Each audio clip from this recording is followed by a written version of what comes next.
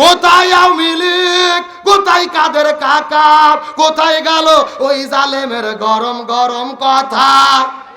আরো জোরে বলেন, জোরে বলেন। কোথায় আওয়ামী লীগ, কোথায় কাদের কাকা, কোথায় গেল ওই জালেমের গরম গরম কথা?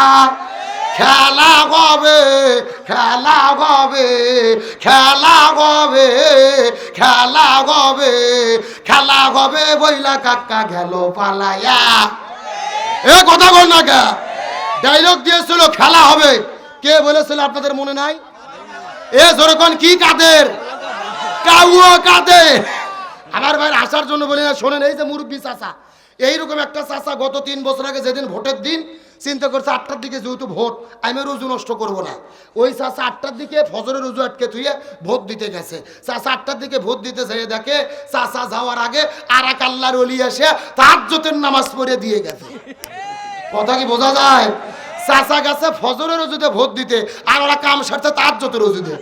চাচা কিছুক্ষণ পর মন খারাপ করে চলে যাচ্ছে, ছেলেপেলে ডাকতে বলছে, এই চাচা শুনেন তো, বাড়ির যে চাচিকে নিষেধ করবেন চাচিও যেন না আসে, তার কারণ চাচির ভোটও দেওয়া হয়ে গেছে। তখন চাচা বলতেছে, কে বাবা তোমার চাচি মরে গেছে 6 বছর আগে। জোরে বলেন, কয় বছর আগে? বলছে 6 বছর আগে তোমার চাচি কখন মারা গেছে, আজকে কখন ভোট দিতে এসেছিল, আমাকে ডাক দিল, তুমি একটু দেখা করতাম। আমার ভাইরা আসার জন্য বলি নাই, শোনেন, এই গত 16 বছরে যেই নির্বাচন হয়েছে, নিরপেক্ষ নির্বাচন যদি হইতো, জামাত বিএনপির প্রার্থীরা যদি মাঠে থাকতে পারতো, এরা এমপি মন্ত্রী হওয়া তো দূরের কথা, একটা মেম্বারের ভোট পর্যন্ত পাইতো না। আর বিনা ভোটে এমপি মন্ত্রী হয়ে কাজ পায় না, কোরআনের মাহফিল বন্ধ করে। কথা কয় না বাঙালি রে? আচ্ছা, বিভিন্ন মসজিদে মসজিদে যায়, মানুষের গায়ে গায়ে হাত দিয়ে বলে, ভাই নামাজ পড়েন, বহুত ফায়দা, বহুত নেকি। আচ্ছা বলেন তো, এই তাবলীগের কি কোনো বিপদ বাংলাদেশে আছে? নাই, কোনো বিপদ নাই। আচ্ছা বলেন তো, বাংলাদেশে জিকির বাটি আছে না নাই? আরো জোরে বলেন।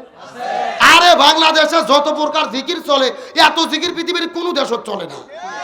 যেই রকম পীর ওই রকম তরিকা, ওই রকম জিকির আছে না নাই? আমি কি দু একটা বলবো? আল্লাহর ওলি খাজা বাবা, বিশ্বের ওলি খাজা বাবা, ফরিদপুরের কেবলা জাগান তোমার জন্য কান্দে বাবা, লক্ষ জাকের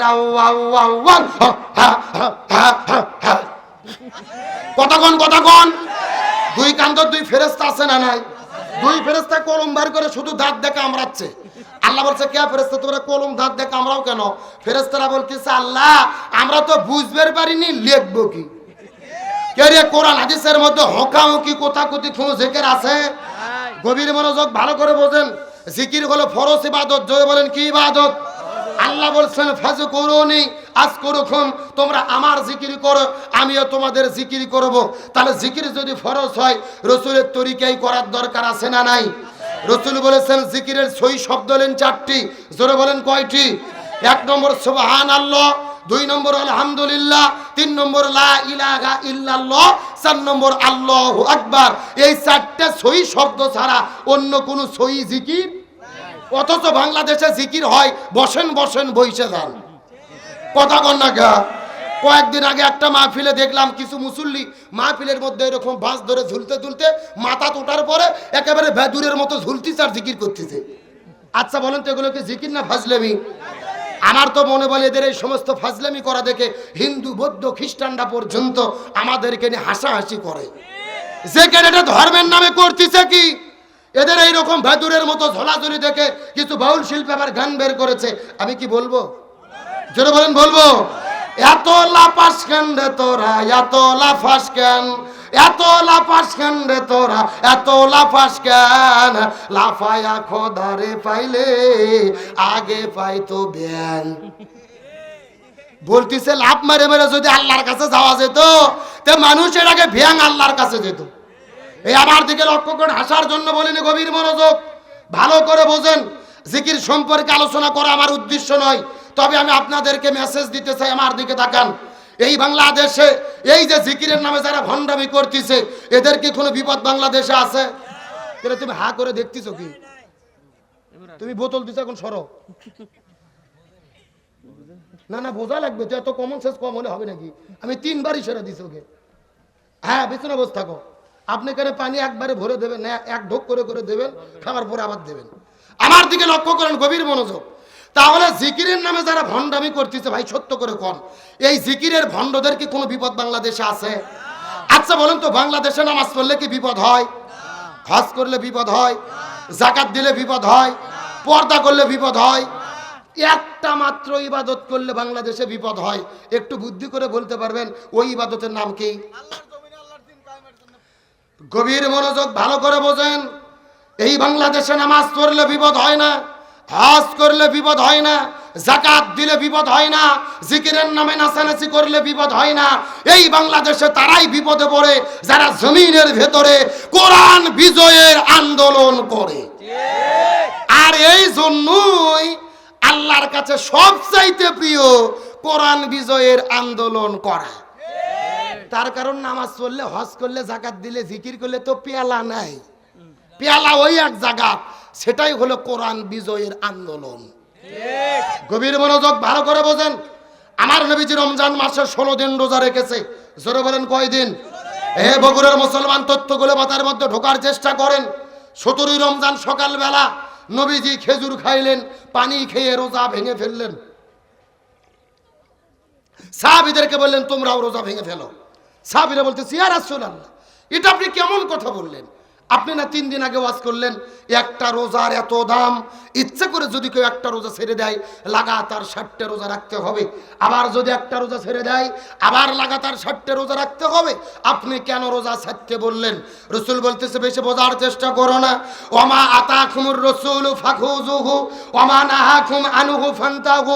আমি নবী যা বলি তা তোমরা করো, যা করতে নিষেধ করি তা থেকে তোমরা দূরে থাকো। আবু জেহেল এখন মদিনায় আক্রমণ করেছে, আর বসে থাকা যাবে না। এখন আবু জেহেলের মোকাবেলা করতে হবে। তার মানে বোঝা গেল রোজা রাখা ইবাদত, কিন্তু রোজার চাইতেও দামি ইবাদত হলো এই জমিনে কোরআন বিজয়ের আন্দোলন করা। আমার যে বন্ধুগণ মুসলমান ভাইরা, গভীর মনোযোগ। কোন দিকে নজর নেই, কোন দিকে তাকাতাকি নাই। ছোট্ট করে একটা মেসেজ দেওয়ার পর আপনাদের মধ্য থেকে বিদায় নিয়ে চলে যাওয়ার চেষ্টা করব। আমার নবীজির চাচা সাহাবী হযরতে হানজালা রাদিয়াল্লাহু তাআলা নতুন বিবাহ করার পরে বউটাকে বাসর ঘরের মধ্যে রাখার পরে আস্তে করে যখন তিনি নতুন বিয়ে করে বউটাকে নিয়ে বাসর ঘরের মধ্যে চলে গেছে। বাসর ঘরের মধ্যে প্রেম ভালোবাসা মহব্বত চলতেছিলেন। তিনি তার স্ত্রীর সঙ্গে ফুলসজ্জা রাত পার করতেছিলেন। বাসর ঘরের ভেতরে গভীর রজনীতে যখন সময় পার করে, এমন সময় বাহির দিক থেকে কে যেন চিৎকার করে ডাক দিয়ে বলে কুতিলা মুহাম্মদ, কুতিলা মুহাম্মদ। মুসলমানদের নবী উহুদের প্রান্তরে বিদায় হয়ে গেছে, হত্যা করে তাকে শহীদ করে দেওয়া হয়েছে। এই কথা যখন হানজালা বাসর ঘরের মধ্যে শুনেছে, স্ত্রীকে বাসর ঘরের বিছানার মধ্যে রাখার পরে এক দৌড়ে চলে গেলেন কূপের ভেতরে ফরজ গোসল করার জন্য। যেহেতু স্ত্রীর সঙ্গে মিলামিশা মহব্বত করে গোসল ফরজ হয়েছে, কূপের মধ্যে যাওয়ার পরে যখন কূপের মধ্য থেকে পানি উত্তোলন করে বদনার মধ্যে পানি নিয়ে যখন শরীরের মধ্যে ঢালবেন, এমন সময় আবার কে যেন মদিনার রাস্তায় থেকে ডাক দিয়ে বলে ফানান, যুদ্ধ শুরু হয়ে গেছে, কুতিলা মুহাম্মদ, কুতিলা মুহাম্মদ। মুসলমানদের নবী বিদায় নিয়ে গেল। এই কথা শোনার পরে হানজালা গোসলের পানি ফেলে দিয়ে এক দৌড়ে চলে গেলেন তিনি বাসর ঘরের ভেতরে। ওই বাসর ঘরের মধ্যে ঢোকার পরে হাতের মধ্যে তরোয়াল নেই। এক দৌড়ে যখন ঘর থেকে বের হয়ে দৌড়ানো শুরু করলেন, পেছন দিক থেকে বিবি হাত ধরে টেনে ধরেছে। বাসর ঘরের নতুন বিবি ডাকতে বলে স্বামী আপনি যুদ্ধ করতে চলে যাবেন, এই জায়গার মধ্যে আমার কোনো আপত্তি নাই। আমি হলাম নতুন বধূ, আমাকে বাসর ঘরে রেখে আপনি যুদ্ধ করতে যাবেন, এই জায়গার মধ্যে আমার কোনো আপত্তি নাই। কিন্তু আপনার তো ফরজ গোসল বাকি, আপনার শরীরটা তো অপবিত্র। অপবিত্র শরীর নিয়ে কেমনে জিহাদের ময়দানে যাবে? আপনি গোসল করে জিহাদের ময়দানে চলে যান, আমার কোনো আপত্তি নাই। এমন সময় হানজালা ডাক দে বলে, এমন সময় হানজালা ডাক দে বলে বিবি রে, আমি যদি এখন গোসল করা শুরু করে দেই, আর গোসল করতে করতে করতে করতে যদি সময় বেশি লেগে হয়ে যায়, আর মুসলমানদের নবী উহুদের প্রান্তরে যদি শহীদ হয়ে বিদায় নিয়ে চলে যায়, হাসরের ময়দানে আল্লাহ যদি আমাকে জিজ্ঞেস করে বলে, এ হানজালা তুমি এটা কেমন কাজ করলা? মুসলমানদের নবী উহুদের প্রান্তরে শহীদ হয়ে গেল, আর তুমি বাসর ঘরের ভেতরে কেমন করে সময় পার করলা, আর গোসল করতে করতে কেমন করে সময় নষ্ট করলা, আমি তখন আল্লাহর কাছে কেমন করে জবাব দেব? লিল্লাহ থাকবে। আমি যদি এখন গোসল করা শুরু করি, আর মুসলমানদের নবী ওদের প্রান্তরে যদি শহীদ হয়ে যায়, আল্লাহ যদি হাসরের ময়দানে জিজ্ঞেস করে বলে, আমি আল্লাহকে তখন কেমন করে জবাব দেব? এই কথা বলার পরে হযরত হানজালা হাতের মধ্যে তরোয়াল নেওয়ার পরে বাসর ঘরের মধ্য থেকে বের হওয়ার পরে দৌড়ানো শুরু করলেন। দৌড়াইতে দৌড়াইতে উদের প্রান্তরে চলে গেলেন। যাওয়ার পরে তিনি লক্ষ্য করে দেখে কাফির আর মুসলমানদের মধ্যে যুদ্ধ শুরু হয়ে গেছে। সাহাবী হানজালা তরোয়াল নিয়ে যুদ্ধ করা শুরু করলেন। ফজর নামাজের আজান হয়ে গেল। ফজর নামাজ তিনি পড়তে পারলেন না, যেহেতু তার ফরজ গোসল বাকি। একদিকে ফরজ গোসল বাকি, আর একদিকে ফজর কাজা হলো, জহুর কাজা কাজা হলো, আসরটাও কাজা হয়ে গেল। এক নয়, দুই নয়, তিন ওয়াক্ত নামাজ কাজা। জোরে বলেন কয় ওয়াক্ত? তিন ওয়াক্ত নামাজ কাজা করার পরে যুদ্ধ করতে করতে আসর নামাজ পড়ে লক্ষ্য করে দেখা গেল কয়েকজন কাফেরকে তিনি জমিন থেকে বিদায় করে দিয়েছেন। কিন্তু কিছুক্ষণ পরে পেছন দিক থেকে একটা কাফের আসার পরে পেছন দিক থেকে হানজালার কাঁধের উপরে তরোয়াল দিয়ে আঘাত করলেন। হানজালার দেহ থেকে হাত আর কাল্লাটা আলাদা হয়ে গেল। ঝরঝর ঝরঝর ঝরঝর ঝরঝর ঝরঝর করে রক্ত পড়া শুরু করলেন। রক্ত পড়তে পড়তে কিছুক্ষণ পরে দেখা গেলেন সাহাবী হানজালা বাসর ঘর থেকে ছুটে এসে উহুদের প্রান্তরে জীবন দিয়ে শাহাদতের পিয়ালা তিনি পান করলেন। এ বগুড়ার মুসলমান গভীর মনোযোগ। উহুদের প্রান্তরে শুধু হানজালা নয়, নবীজির ৭০ জন সাহাবী উহুদের প্রান্তরে শহীদ হয়ে গেছে। আজকেও যারা মক্কা মদিনায় হজ আর উমরা করতে যান, ওই মদিনায় উহুদ পাহাড়ের কাছে গেলে কিন্তু দেখতে পারবেন উহুদ পাহাড়ের পাদদেশে একই জায়গার ভেতরে ৭০ জন সাহাবীর কবর আছে। একই জায়গার মধ্যে ৭০টা সাহাবীর কবর। আমার নবীজি বড় দয়া করে, মায়া করে করে, মহব্বত করে করে, কান্না করে করে করে করে একই জায়গার মধ্যে ৭০ জন সাহাবীর কবর নবীজি দিয়ে রেখেছে। এ বগুড়ার মুসলমান গভীর মনোযোগ লক্ষ্য করেন। ওই মদিনায় যাওয়ার পরে লক্ষ্য করে দেখতে পারলাম ওই মদিনার মধ্যে হাজার হাজার হাজার হাজার পাহাড় দেখা যায়। কোনো পাহাড় অতটা লাল না, উহুদ পাহাড়কে যত পরিমাণ লাল দেখা যায়। আমি মদিনার মানুষদেরকে জিজ্ঞেস করে বললাম, এ মদিনার মানুষেরা সত্য করে তোমরা বলো তো দেখি, এই মদিনার মধ্যে হাজার হাজার পাহাড় দেখা যায়, কোনো পাহাড় তো এত পরিমাণ লাল না, উহুদ পাহাড়কে এত পরিমাণ লাল কেন দেখা যায় বলো তো দেখি।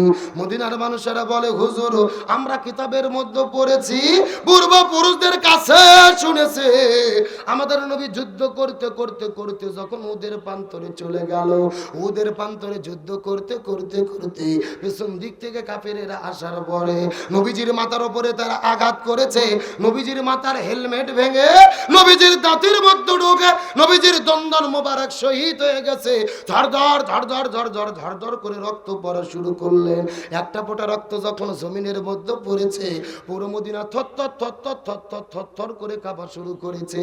আর একটা ফোঁটা রক্ত ওই উহুদের জমিনে যখন পড়েছে, উহুদ পাহাড়টা কাঁপতে কাঁপতে কাঁপতে কাঁপতে কাঁপতে কাঁপতে ওই সাদা আর কালো থেকে লাল আকার ধারণ করেছে। আমি নবী না চিনিলাম, কি ভুল করিলাম, আমি নবী না চিনিলাম, কি ভুল করিলাম, ভস্মে ঢালিলাম ঘি,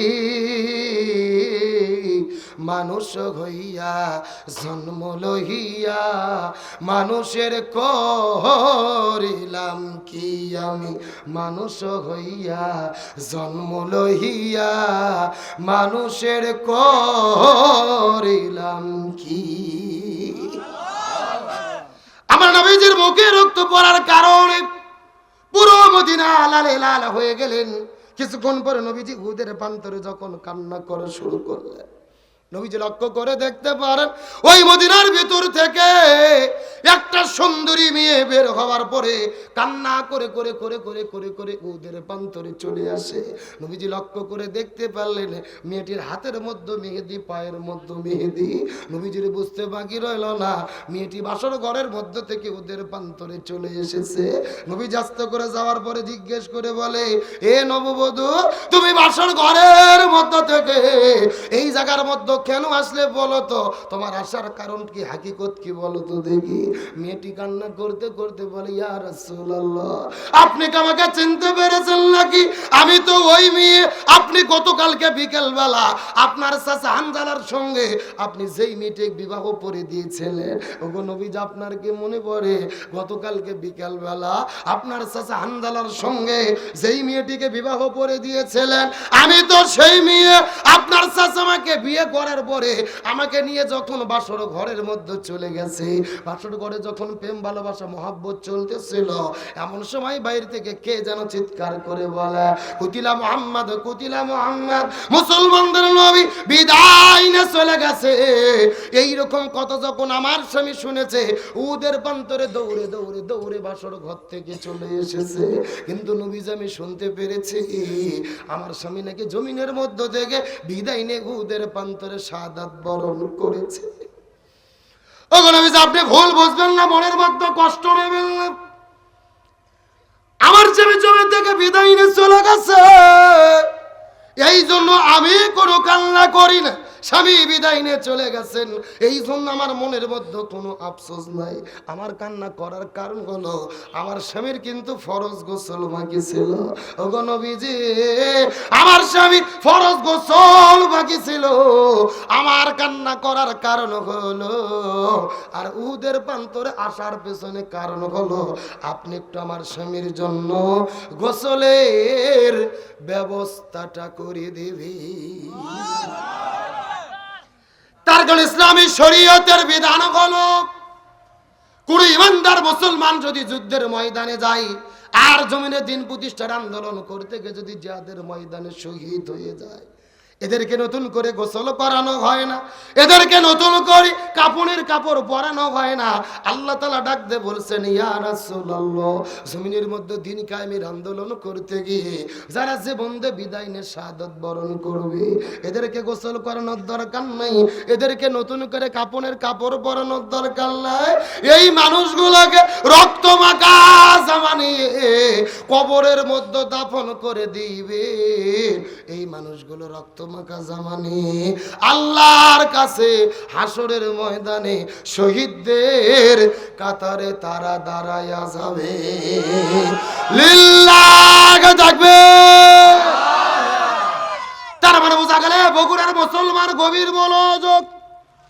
মেয়েটি বলছেন, আমার স্বামী জমিন থেকে বিদায় নিয়ে চলে গেছে, এর মধ্যে আমার কোনো টেনশন নাই, আমার একটু দরকার আপনি স্বামীকে গোসলের ব্যবস্থাটা করে দেবেন।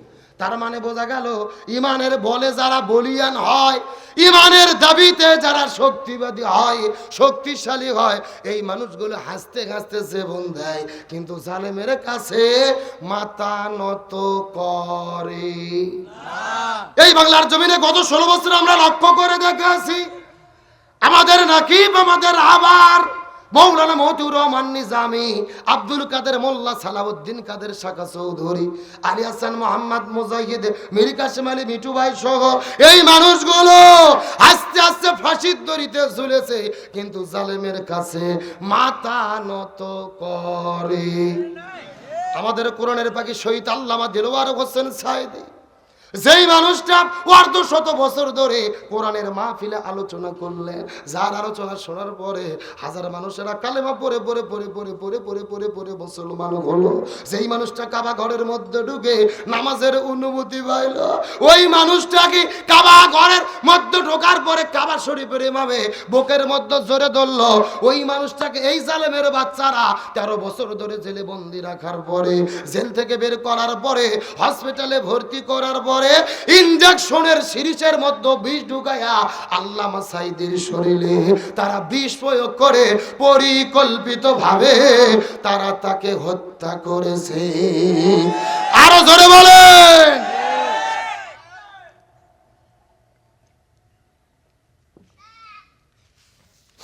এক নয়, দুই নয়, 13 বছর ধরে কোরআনের পাকে আল্লামা সাঈদীকে তারা জেলের মধ্যে বন্দী রাখার পরে, জেল থেকে বের করে হসপিটালে ভর্তি করার পরে যেই ডাক্তারকে চিকিৎসা করার দায়িত্ব দিয়েছিলেন, এই ডাক্তারের নাম হলেন ডাক্তার মোস্তফা জামান।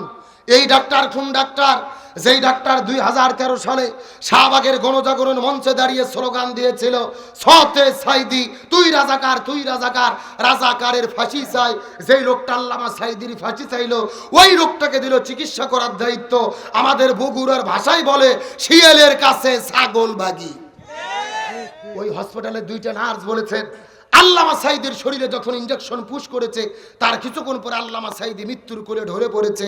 তার মানে বোঝা গেল আল্লামা সাঈদীর মৃত্যু কোনো স্বাভাবিক মৃত্যু ছিল না, এটা পরিকল্পিত হত্যাকাণ্ড।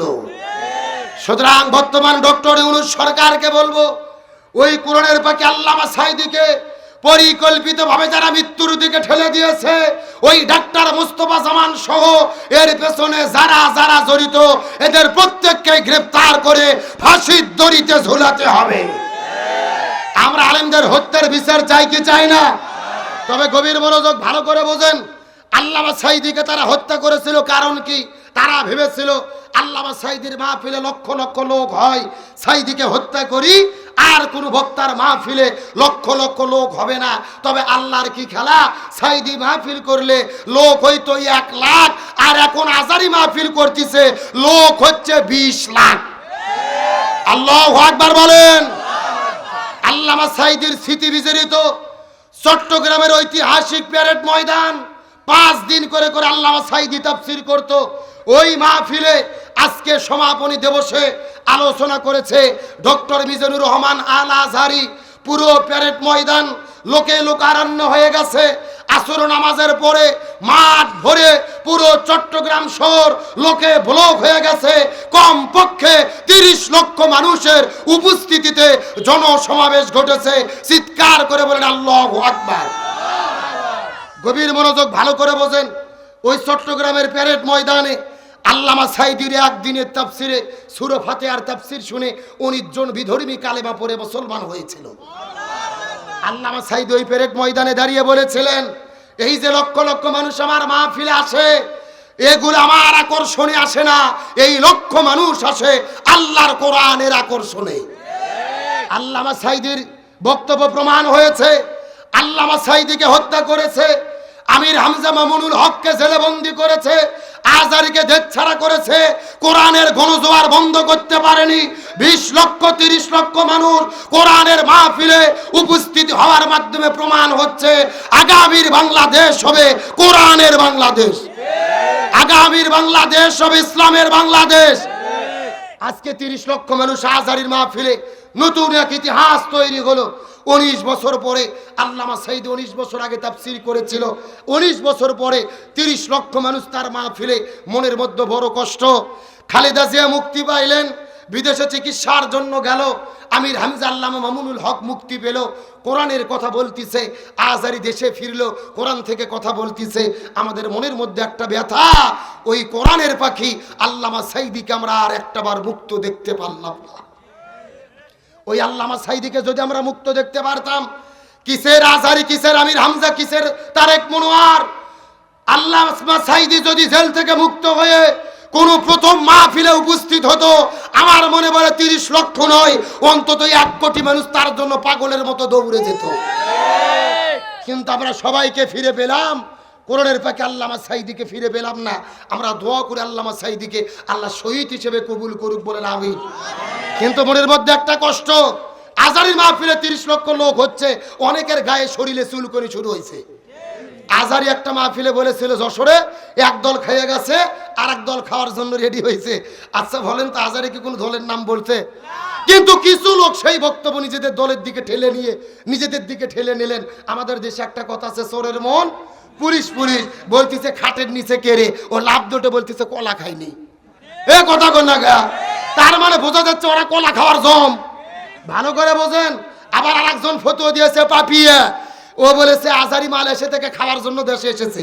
আর হারুন বলেছে যে আজারিকে জামার টাকা দিয়ে ভাড়া করে নিয়েছে ভোট চাওয়ার জন্য, আজারির মাহফিলে নাকি টাকা দিয়ে লোক ভাড়া করে আনে। নাউজুবিল্লাহ বলবেন না? আচ্ছা বলেন তো, টাকা দিয়ে ভাড়া করে কি 30 লাখ লোক জোগানো সম্ভব? বিএনপি কোন, জামাত কোন, চরমোনাই কোন, যত রাজনৈতিক দল আছে কোটি টাকা খরচ করে 10 লাখ লোক জোগাতে পারে না। আর 500 টাকা দিয়ে লোক ভাড়া করে নিয়ে যায়। লোক থাকে ততক্ষণ, বিরিয়ানির প্যাকেট পায় না যতক্ষণ। কথা কর না গা। আর আজারির মাহফিলে 3 দিন আগে লোক যায় শুয়ে থাকে প্যান্ডেলে। এটা টাকা দিয়ে নয়, এটা একমাত্র কোরআনের ভালোবাসা। সুতরাং আমি বলতে চাই, আলেমদের বিরুদ্ধে লাগবেন না। আলেমদের বিরুদ্ধে লেগে 16 বছর থেকে তারা থাকতে পারেনি। তারা আলেমদের বিরুদ্ধে লেগে মামু বাড়ি দিল্লি পালাতে বাধ্য হয়েছে। জোরে করে বলেন তো, জালেমের আছে নাকি পালাইছে? কোথায় আওয়ামী লীগ, কোথায় কাদের কাকা, কোথায় গেল ওই জালেমের গরম গরম কথা? আরো জোরে বলেন, জোরে বলেন। কোথায় আওয়ামী লীগ, কোথায় কাদের কাকা, কোথায় গেল ওই জালেমের গরম গরম কথা? খেলা হবে, খেলা হবে, খেলা হবে, খেলা হবে, খেলা হবে বইলা কাকা গেল পালাইয়া। এ কথা বল না কে? ডায়লগ দিয়েছিল খেলা হবে, কে বলেছিল আপনাদের মনে নাই? এ যেরকম কি কাদের কাউয়া কাদের।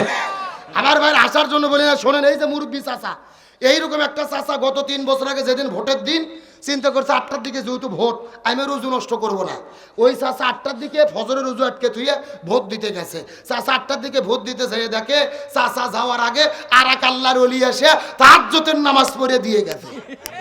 কথা কি বোঝা যায়? চাচা গেছে ফজরের রুজুতে ভোট দিতে, আর ওরা কাম সারছে তাহাজ্জুদের রুজুতে। চাচা কিছুক্ষণ পর মন খারাপ করে চলে যাচ্ছে। ছেলেপেলে ডাকতে বলছে, এই চাচা শুনেন তো, বাড়ির যে চাচিকে নিষেধ করবেন, চাচিও যেন না আসে, তার কারণ চাচির ভোটও দেওয়া হয়ে গেছে। তখন চাচা বলতেছে, কে বাবা, তোমার চাচি মরে গেছে 6 বছর আগে। জোরে বলেন, কয় বছর আগে? বলছে 6 বছর আগে তোমার চাচি কখন মারা গেছে, আজকে কখন ভোট দিতে এসেছিল, আমাকে ডাক দিল, তুমি একটু দেখা করতাম। আমার ভাইরা আসার জন্য বলি নাই, শোনেন, এই গত 16 বছরে যেই নির্বাচন হয়েছে, নিরপেক্ষ নির্বাচন যদি হইতো, জামাত বিএনপির প্রার্থীরা যদি মাঠে থাকতে পারতো, এরা এমপি মন্ত্রী হওয়া তো দূরের কথা, একটা মেম্বারের ভোট পর্যন্ত পাইতো না। আর বিনা ভোটে এমপি মন্ত্রী হয়ে কাজ পায় না, কোরআনের মাহফিল বন্ধ করে। আলোচনা কি চলবে? চলবে। কারা কারা চলবে হাত তোলেন তো দেখে। লিল্লাহি তাকবীর, আজকের মাহফিল চলবে চলবে, বগুড়ার মাহফিল, চক জপুর মাহফিল,